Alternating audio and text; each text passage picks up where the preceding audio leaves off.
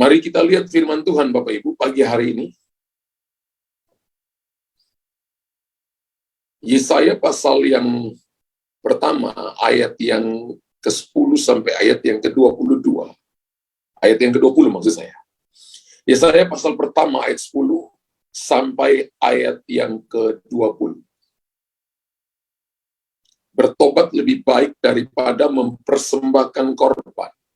Dengarlah firman Tuhan, hai pemimpin-pemimpin manusia Sodom. Perhatikanlah pengajaran Allah kita. Hai rakyat manusia Gomora.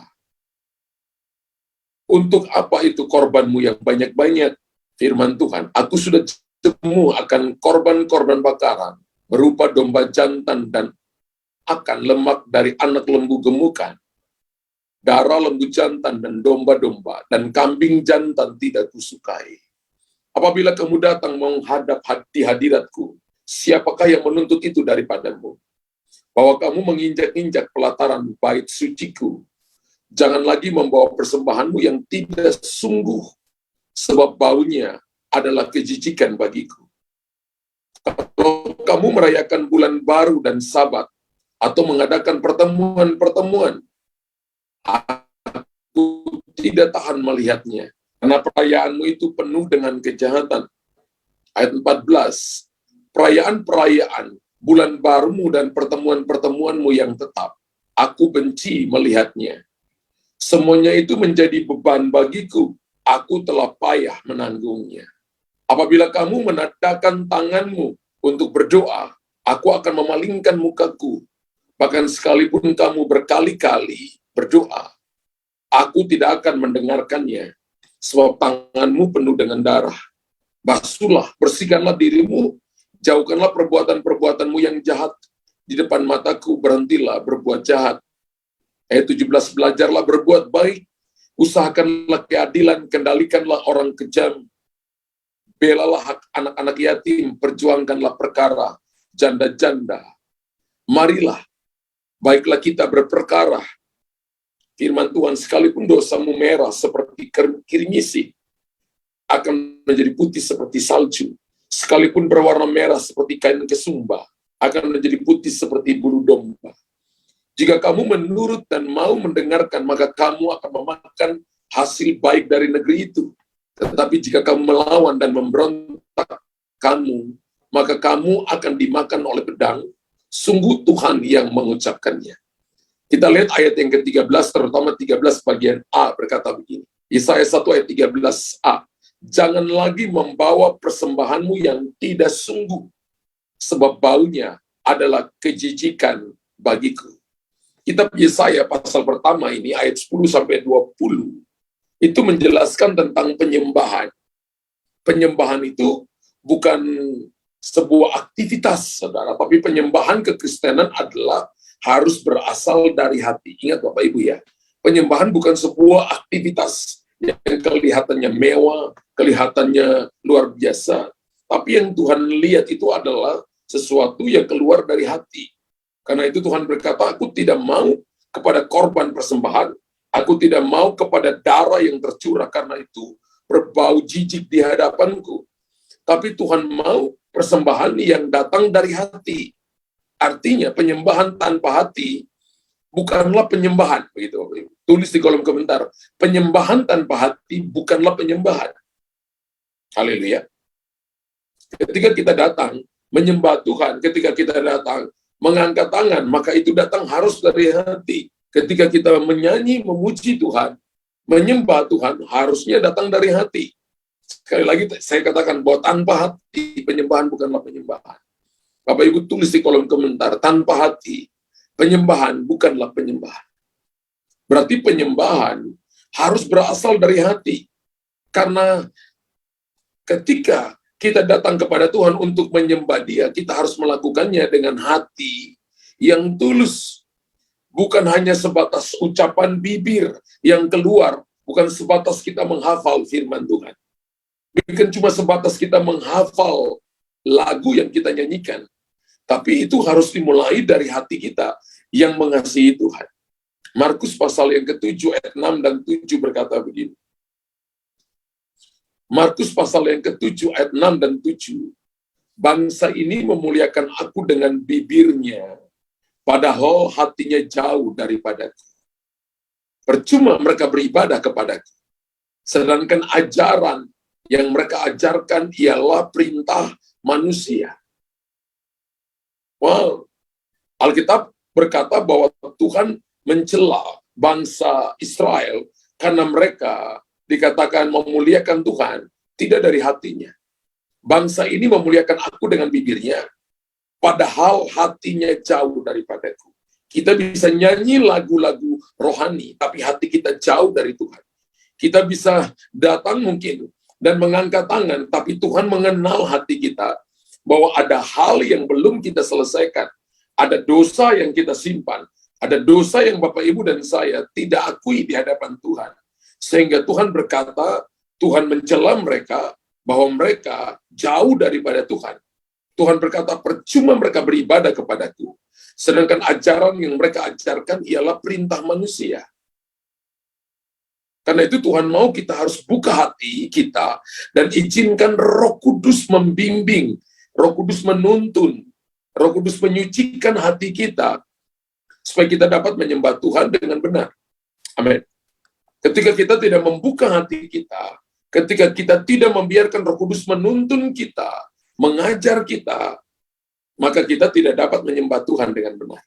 Dan saya percaya jika Roh Kudus yang memegang kendali hidup kita, pikiran hati kita akan benar-benar siap dan terfokus kepada Tuhan sepenuhnya, tidak lagi bercabang. Karena Alkitab katakan percuma mereka beribadah kepadaku, sedangkan ajaran yang mereka ajarkan adalah perintah manusia. Billy Graham berkata begini, bahwa gereja tanpa Roh Kudus akan tetap berfungsi 90%. Hanya 10% yang mengikuti tuntunan Roh Kudus. Wow. Berarti gereja tanpa Roh Kudus pun tetap eksis. Karena ajaran yang mereka ajarkan adalah perintah manusia. Hanya 10% yang mengikuti tuntunan Roh Kudus. Saya percaya bahwa Tuhan mau memegang kendali atas seluruh hidup kita. Memegang kendali atas pikiran, atas hati saudara dan saya, yang harus benar-benar terfokus kepada Tuhan sepenuhnya.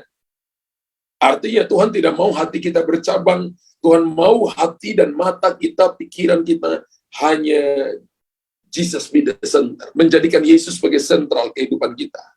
Dan saya percaya bahwa menyembah dalam kebenaran itu berkenaan dengan hidup kita yang berkenaan kepada Tuhan.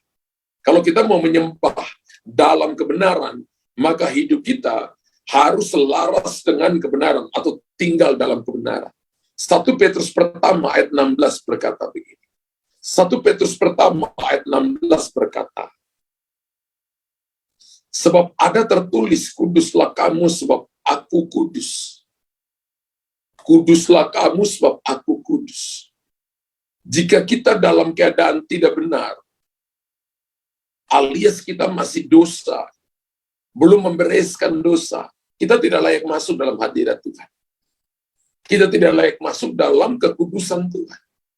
Makanya kalau kita belajar tentang doa, saya pernah ngajar Bapak Ibu tentang School of Breakthrough. Ya, School of Prayer maksud saya. Bahwa ketika kita datang berdoa, maka yang pertama adalah Bapak Ibu harus dulu sebelum kita berdoa, minta darah Yesus sucikan dosa saudara dan saya. Karena tanpa kekudusan, kita tidak layak masuk dalam hadirat Tuhan. Karena Tuhan itu lebih concern kepada hati saudara dan saya. Tuhan tidak mau kejijikan, Tuhan tidak mau sesuatu yang tidak benar ada dalam hadirat-Nya. Tuhan mau kita datang dan membereskan pikiran hati kita ke hadapan Tuhan. Karena 1 Petrus 1:16 berkata, sebab ada tertulis, kuduslah kamu, sebab aku kudus. Dan untuk membereskan hati, untuk membereskan hidup kita di hadapan Tuhan, itu kan butuh sebuah kedewasaan, itu butuh sebuah tindakan yang kita sadar kita mau lakukan itu, dan saudara dan saya mau untuk menjaga hati kita dengan segala kewaspadaan, karena dari situ terpancar kehidupan. Amsal 4 ayat 23. Jagalah hatimu dengan segala kewaspadaan, karena dari situ terpancar kehidupan. Karena bagi Tuhan, hidup di dalam kebenaran, kebenaran di sini adalah kekudusan, Itu adalah inti penyembahan orang percaya. Jadi ketika kita jaga hidup kita dalam kebenaran, ketika kita jaga hidup kita dalam kekudusan, itu adalah inti daripada penyembahan orang percaya. Jadi bukan nyanyian yang kita bisa bawa, bukan musik yang bisa kita perdengarkan, bukan skill, tapi Tuhan mau hati kita. Makanya tadi saya katakan bahwa bukan apa yang orang bisa lihat di luar, tapi apa yang bisa Tuhan lihat dalam hati saudara dan saya. Hidup dalam kebenaran, kekudusan adalah inti daripada penyembahan orang percaya. Dan Tuhan mau apa yang ada di hati kita. Makanya ketika kita datang dengan hati yang sungguh-sungguh benar, sungguh-sungguh rindu Tuhan, sungguh-sungguh mencari Tuhan, maka kita akan membawa penyembahan yang menyenangkan hati Tuhan. Dan penyembahan orang yang hidupnya benar dan berkenan kepada Tuhan akan menjadi persembahan yang berbau harum di hadapan Tuhan. Tuhan tidak berkata dalam ayat yang ke-13 tadi itu sesuatu yang jijik, sesuatu yang berbau busuk, tapi itu akan membawa sebuah keharuman di hadapan Tuhan. Itu persembahan yang menyenangkan hati Tuhan. Amin. Persembahan orang yang hidupnya benar, hidupnya berkenan kepada Tuhan, akan menjadi persembahan yang harum, persembahan yang menyenangkan bagi Tuhan. Yesaya 1 ayat 13a tadi berkata begini, bahwa kita tidak lagi membawa persembahan yang jijik, ya, tidak lagi membawa persembahan yang menjadi kekejian bagi Tuhan. Baunya menjadi kekejian bagi Tuhan. Tapi Tuhan mau bahwa kita membawa persembahan yang berbau harum di hadapan Tuhan. Tuhan tidak suka dengan penyembahan yang tidak benar. Sebagai orang percaya, Tuhan mau saudara dan saya bukan cuma kelihatan rohani, kelihatan beribadah kepada Tuhan, tapi Tuhan mau hati kita mendekat kepada Dia, melekat kepada Dia. Tuhan tidak mau hati kita jauh daripada Tuhan. Tuhan mau kita tinggal di dalam hadirat-Nya. Amin. Haleluya. Tuhan tidak suka dengan penyembahan yang tidak benar. Kelihatan rohani, tapi Tuhan mau kita beribadah kepadanya dengan hati yang sungguh-sungguh kepada Dia, bukan hati yang jauh daripadanya. Itulah sebabnya Tuhan tidak asal mencari penyembah-penyembah. Haleluya.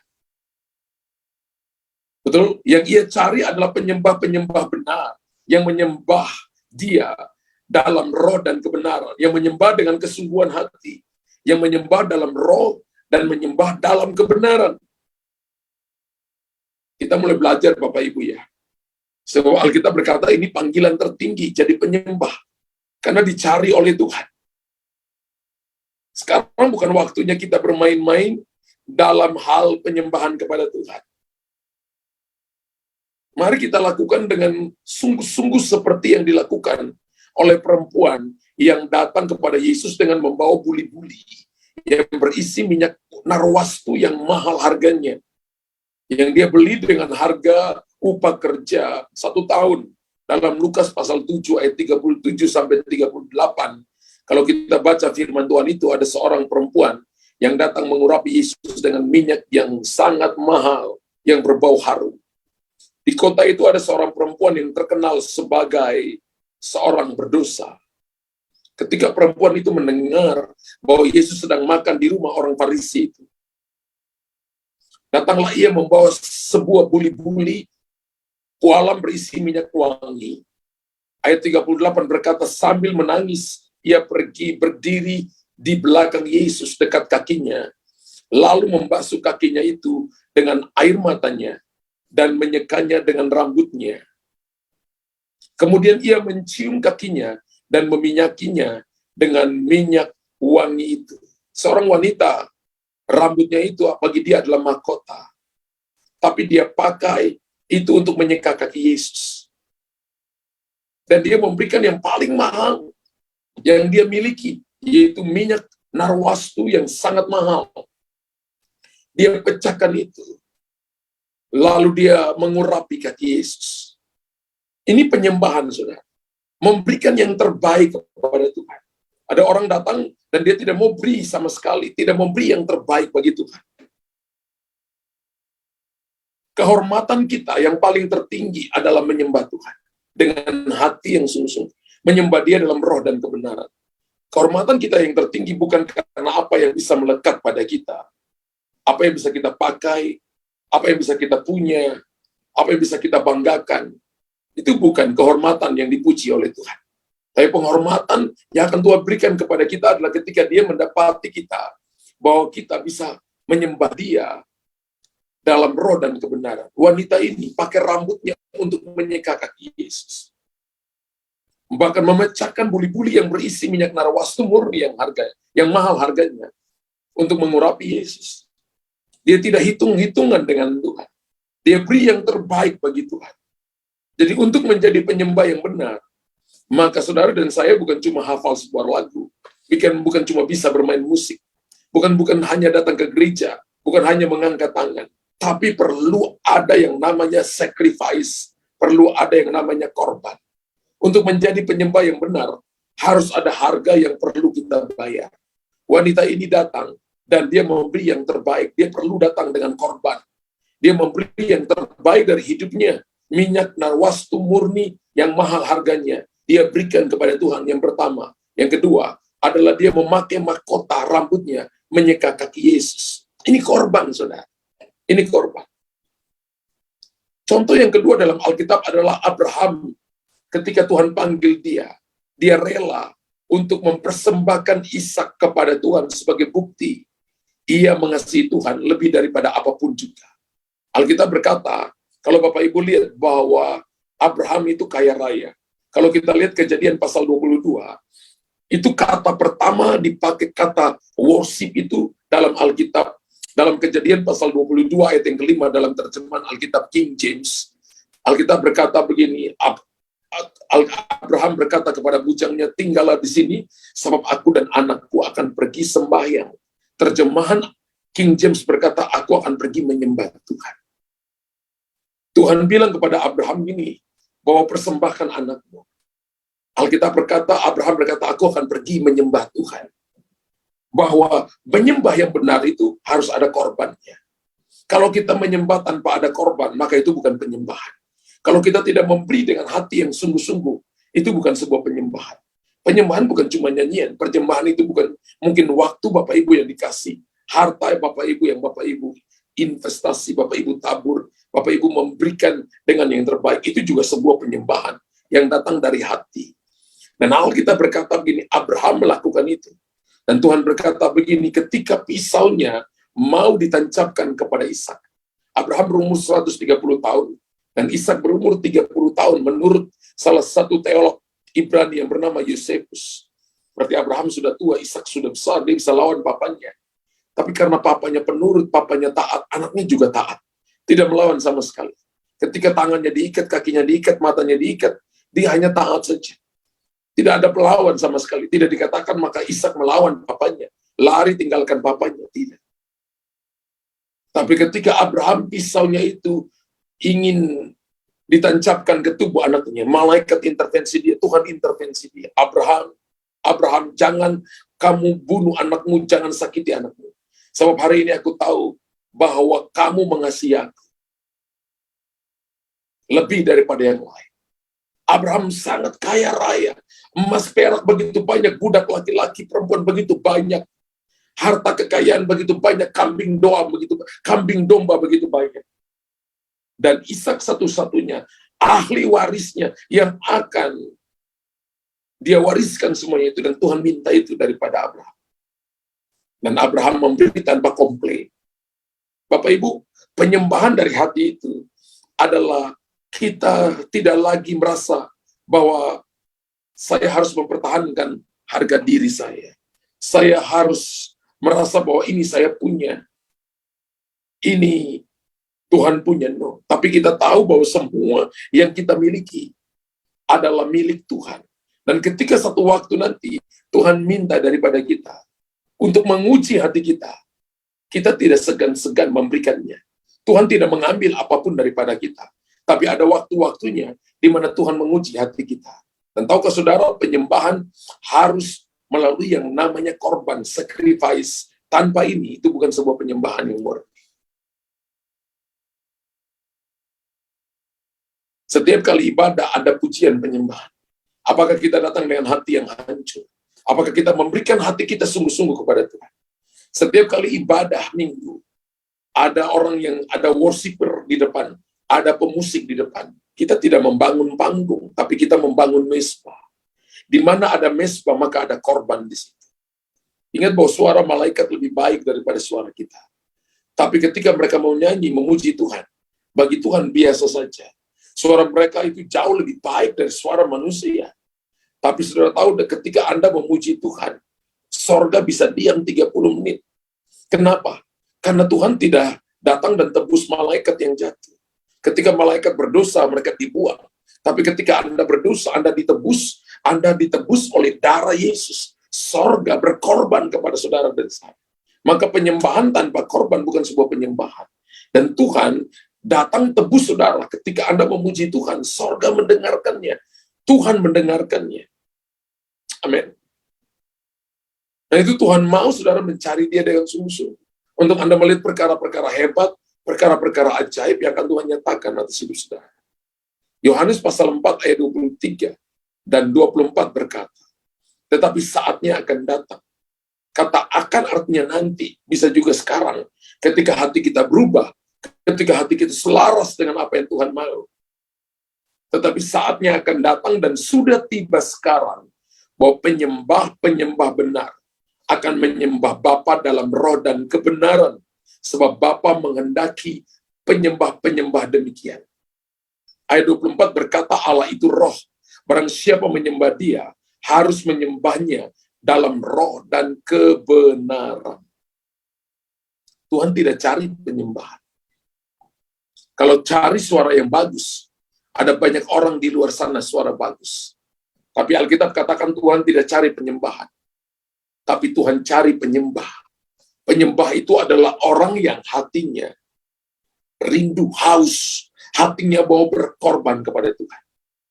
Di mana ada korban, maka di situ kemuliaan Tuhan dinyatakan. Perjanjian lama penuh dengan korban persembahan. Dan setiap korban yang benar di mana ada darah tercurah di situ. Maka selalu kemuliaan Tuhan menyatakannya dengan api yang turun dari langit. Membakar korban itu. Dan tidak ada sisanya. Setiap kali penyembahan datang dengan korban. Datang dengan hati yang hancur. Dengan hati yang diserahkan kepada Tuhan. Dengan hati yang sungguh-sungguh mencari Tuhan.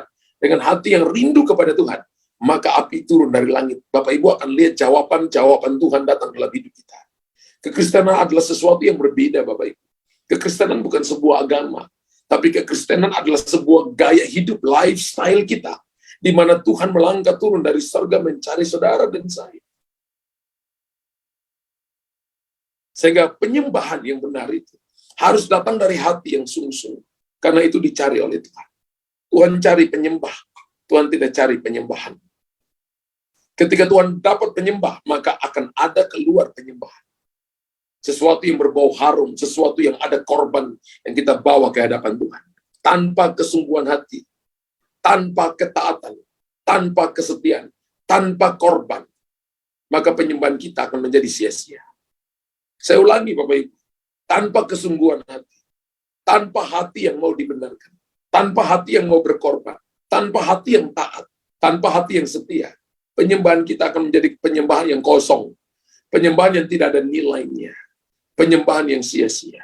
Jadi ketika Bapak Ibu mulai hari ini, besok, dan seterusnya, ketika kita lihat ada worshiper, ada penyembah yang mulai memimpin penyembahan pujian, ketika kita duduk di rumah dalam penyembahan, maka berikan hati yang sungguh-sungguh kepada Tuhan. Datang dengan kesungguhan hati, datang dengan ketaatan, datang dalam kesetiaan, datang dengan korban syukur, maka kita akan membawa sesuatu yang menyenangkan hati Tuhan, karena itu dicari sesuatu yang mahal. Saya katakan ini sebuah panggilan tertinggi, jadi penyembah-penyembah. Alkitab katakan, Bapa mencari penyembah-penyembah yang menyembah dia dalam roh dan kebenaran. Menyembah dia dalam Roh Kudus, dalam bahasa roh, dan dia hidup dalam kebenaran. Maka kita akan lihat perkara-perkara besar terjadi. Tuhan berkati Bapak Ibu, yang diberkati Tuhan tulis di kolom komentar. Saya sungguh amat diberkati Tuhan pagi hari ini.